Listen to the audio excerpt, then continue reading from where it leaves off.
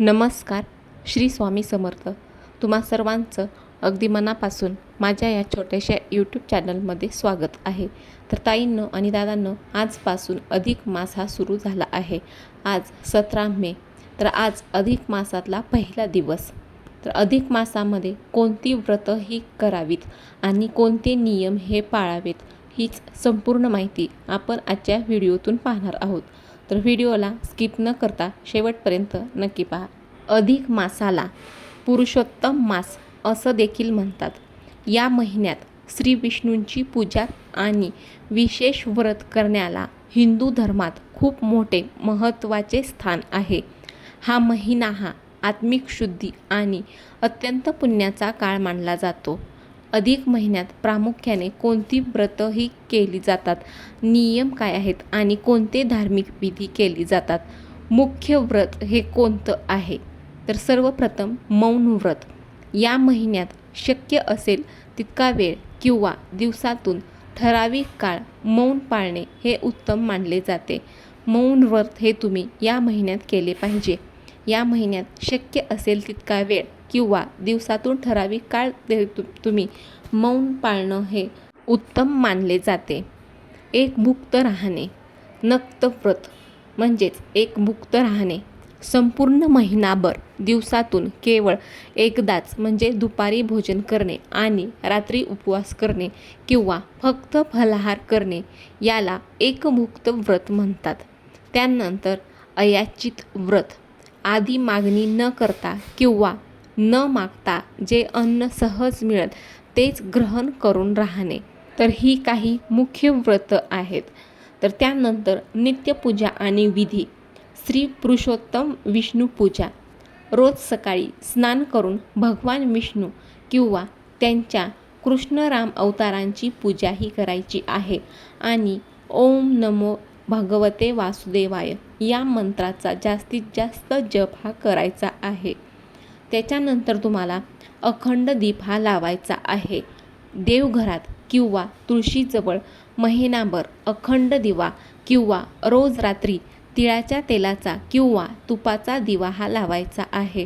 देवघरात किंवा तुळशीजवळ तुम्हाला महिनाभर अखंड दिवा हा लावायचा आहे किंवा रोज रात्री तिळाच्या तेलाचा किंवा तुपाचा दिवा हा लावायचा आहे.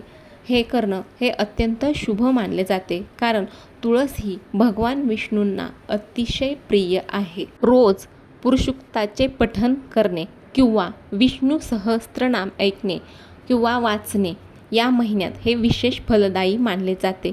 जर तुम्हाला वाचायला जमत नसेल तर तुम्ही विष्णू सहस्त्रनाम ऐकलं तरी देखील चालेल. त्यानंतर धोंडा किंवा वाण देणे. दानधर्म. सर्वप्रथम अनारशांचे दान. अधिक महिन्यात 33 अनारसे तांब्याच्या किंवा चांदीच्या पात्रात ठेवून त्यावर दिवा लावून ते जावयाला किंवा ब्राह्मणांना दान देण्याची ही परंपरा मोठी परंपरा आहे. 33 वस्तूंचे दान. या महिन्यात 33 या संख्येला खूप जास्त महत्त्व आहे. 33 फळे, 33 पुऱ्या किंवा 33 मोदक यांचे दान हे केले जाते. 33 हे कोटी देवांचे प्रतीक मानले जाते.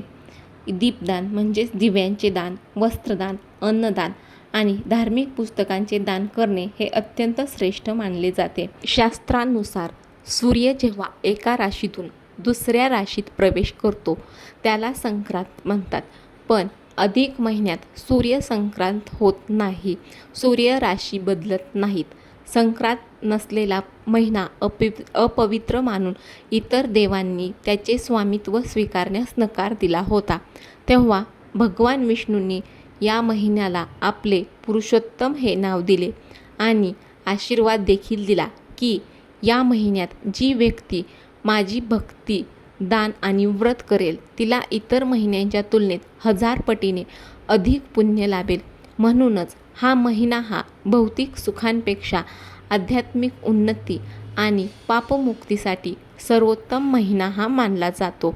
प्रमुख पूजाविधी या महिन्यामध्ये कोणत्या केल्या जातात? तर मुख्यत्वे भगवान विष्णू त्यांच्या अवतारांची पूजा ही केली जाते. स्त्री पुरुषोत्तम पूजा.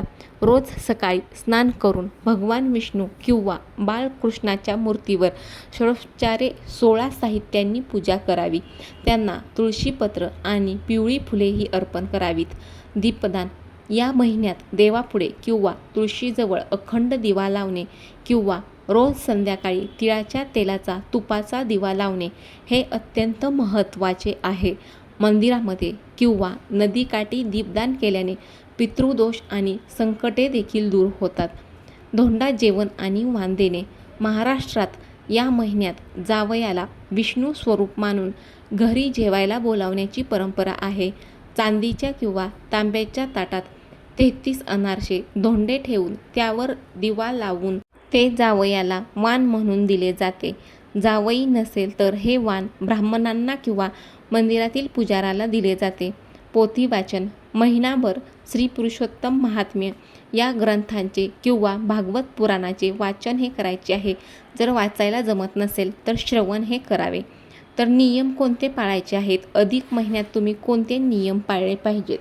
अधिक महिन्यात स्वतःच्या शुद्धीसाठी काही कडक नियम हे पाळले जातात. सर्वप्रथम आहार नियम. महिनाभर सात्विक आहारच घ्यायचा आहे.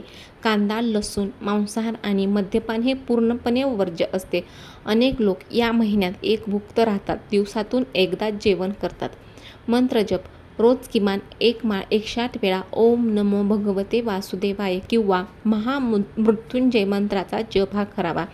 शक्य असल्यास या महिन्यात पलंगावर न झोपता चटई किंवा गादी जमिनीवर टाकून झोपण्याचा नियम हा काही लोक पाळतात. या महिन्यात कोणाबद्दलही वाईट बोलणे, खोटे बोलणे, रागवणे किंवा वादविवाद करणे हे टाळावे आणि ब्रह्मचर्याचे पालन करावे. या महिन्यामध्ये काय करू नये? कोणती कामे वर्ज्य आहेत? तर लग्न, मुंज, गृहप्रवेश, नवीन घर किंवा गाडी खरेदी करणे, नवीन व्यवसाय सुरू करणे किंवा मोठे मोठे नवस बोलणे, विहिरी खणणे, विजातीय यज्ञ करणे इत्यादी गोष्टी या महिन्यात ह्या वर्ज्य मानल्या जातात. थोडक्यात सांगायचे तर हा महिना हा देवाकडे काही मागण्याचा नसून स्वतःला देवाच्या चरणी समर्पित करण्याचा आणि पुण्य कमावण्याचा काळ आहे. तर ताईंनो आणि दादांनो, व्हिडिओमधील माहिती ही तुम्हाला माहितीपूर्ण वाटली असेल तर व्हिडिओला नक्की लाईक करा, शेअर करा आणि माझ्या या छोट्याशा चॅनलला सबस्क्राईब देखील करा. श्री स्वामी समर्थ.